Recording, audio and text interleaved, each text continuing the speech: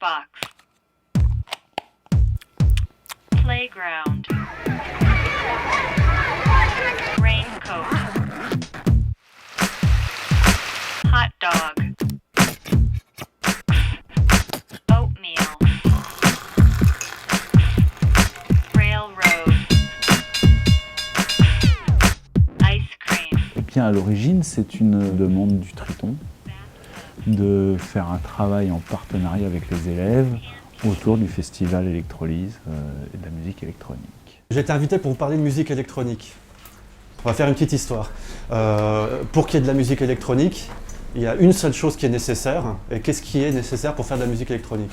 De l'électricité. De l'électricité, exactement. Bah, faut aussi des musiciens pour faire de la musique. Ah, on va voir ça aussi.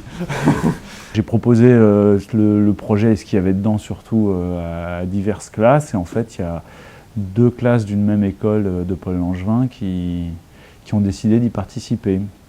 Alors, je vais vous donner 2 extraits. Et donc, tous les 2 sont des captations radio de ces orages magnétiques qui sont les aurores boréales. Et ça donne ça.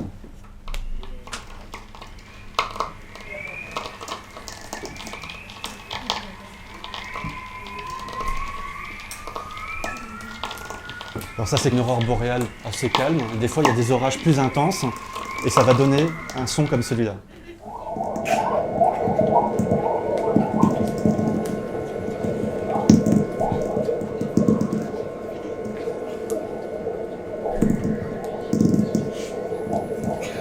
Alors, la Terre a un champ magnétique qui nous protège des rayons du soleil, etc. Et ce champ magnétique crée des bruits bizarres et ça fait ces petits crac-crocs. Et les autres, c'est comme des sons d'oiseaux, de loups, de forêts bizarres. Et en fait, ça, ce sont ces aurores boréales, cette sorte de draperies, qui sont des phénomènes électromagnétiques qu'ils produisent. Et la première fois que ces sons ont été entendus, c'était les télégraphistes américains qui pensaient que c'était des fantômes. Évidemment, quand on ne sait pas, quand on n'a pas la réponse, c'est des sons assez étranges. En fait, au début, les sons, ils étaient bizarres quand ils nous faisaient entendre. C'est bizarre d'entendre des sons d'aurore boréale et tout ça.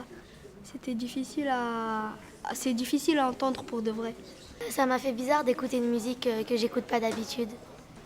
Le truc qui m'a fait le plus bizarre, c'est quand le monsieur il a dit que la dame a coupé des morceaux de pellicule et après qu'elle les remettait ensemble, qu'elle les recollait. Dans les années 60, on commence à s'intéresser au son électronique pour faire de la musique, comme par exemple celle-là, composée par une femme qui s'appelle Delia Derbyshire, qui était anglaise, qui travaillait à la radio, et qui s'est amusée à découper des morceaux de son et les assembler ensemble pour faire ce morceau.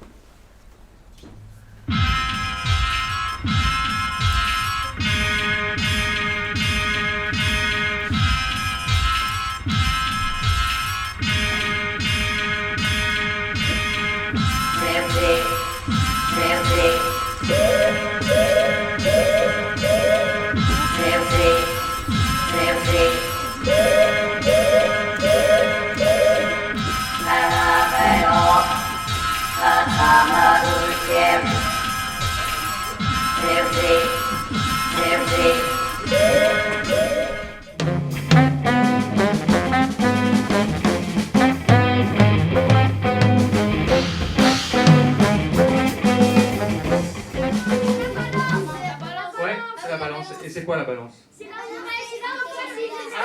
Un à la fois. Vas-y. Quand on est allé au Triton, je voyais que le saxophone il était normal s'il jouait, mais ensemble j'ai vu qu'il y avait une sorte de punch qui était magnifique. Ça m'a étonnée quand la guitare électrique elle a enlevé les micros parce que c'était un tout petit bruit. Donc c'est vrai que moi si j'ai pas d'électricité, par contre, Bruno m'enterre. C'est-à-dire, écoutez les gars, vous entendez quelque chose? Là ça fait rire. Non, rien. Oh, c'est trop près. Ok. Par contre si je fais ça, regardez, il y a un bouton là, ça s'appelle le volume.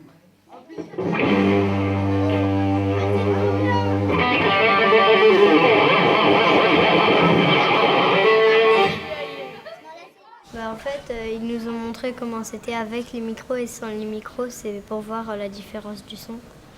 Ça fait longtemps que j'ai pas assisté à un concert et puis la balance, j'ai jamais assisté. C'était bien, la conférence était bien, j'ai appris des nouvelles choses. Avant, on savait pas ce que c'était la balance.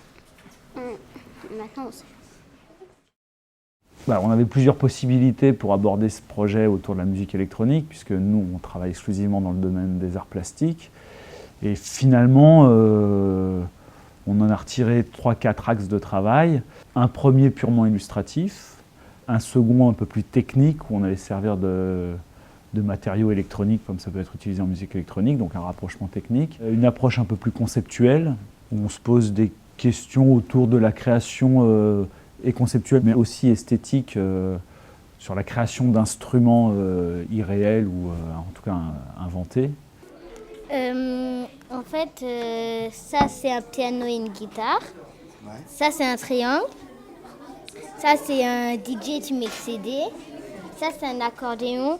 Et tout ça, ça fonctionne grâce aux lumières.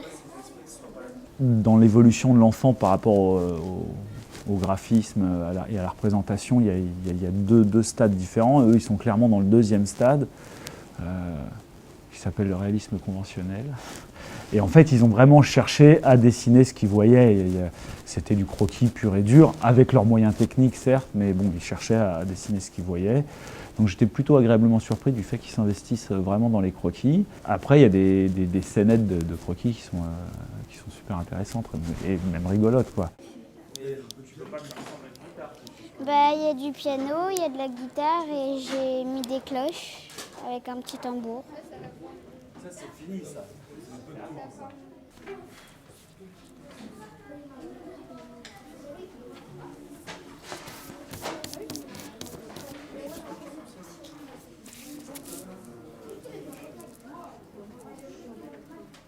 On avait déjà un peu commencé le travail par simplement de l'écoute de musique électronique. Après, il y a eu la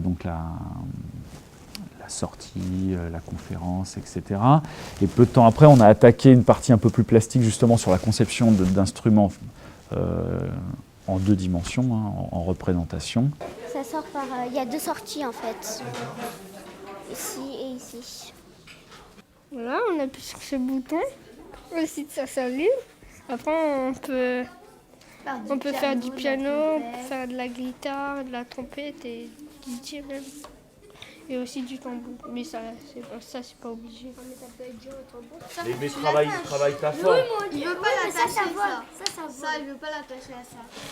Bah ouais, c'est comme les dames sur le bateau de viking. Sinon, tu l'attaches à ça. Tu veux rester là-dessus? Ouais. T'as vraiment envie de rester là-dessus? Ouais. Le but du jeu, c'est que je cherche pas vraiment à les emmener quelque part. Moi, je propose des chaussures et ils prennent le chemin qu'ils veulent, quoi. En fait, j'aime bien quand... moi, ça me convient assez s'ils sortent de la consigne. Malheureusement, justement, une fois de plus, c'est un âge où ça sort un peu moins de la consigne. Et ils ont besoin des consignes pour se raccrocher au bord. Ça, c'est quoi? C'est des fusées, en fait, tu les lances. Et ça fait des sons différents parce qu'elles n'ont pas la même taille. Ok, tu veux travailler avec quoi après? La plume.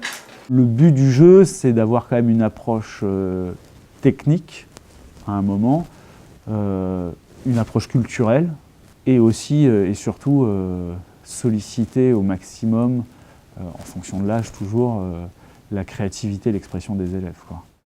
Ce qu'on va faire aujourd'hui pour la dernière séance, on va faire la même chose qu'on a fait pour la première séance. C'est-à-dire que je vous ai ramené les sons que nous avait envoyés Olivier Sens. On va faire juste de l'art plastique par rapport à ce que vous entendez, ce que vous ressentez de la musique.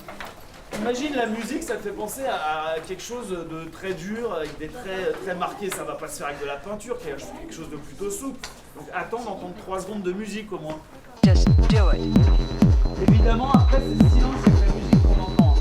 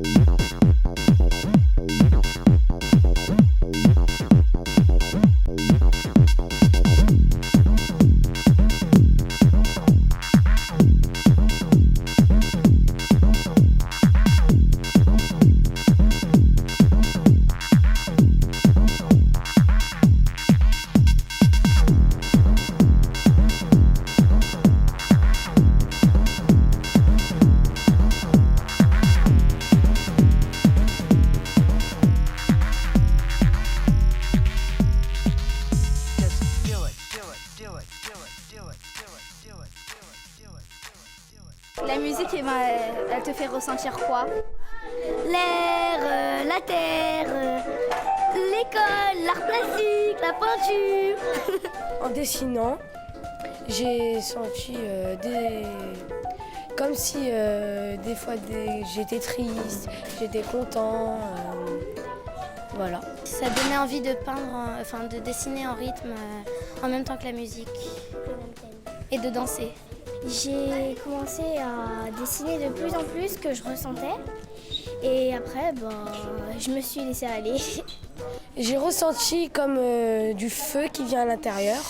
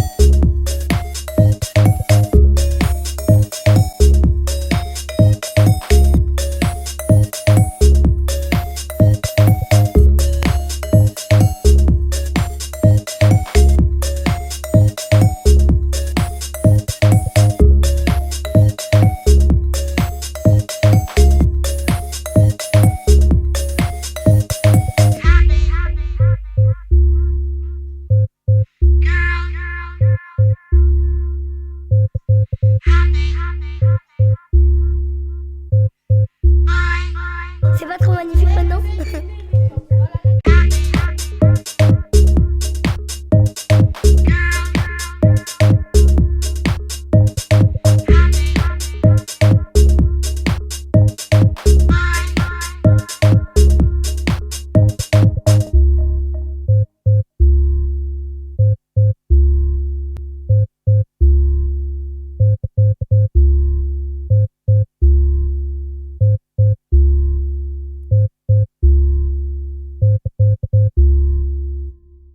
Je suis un œuvre d'art.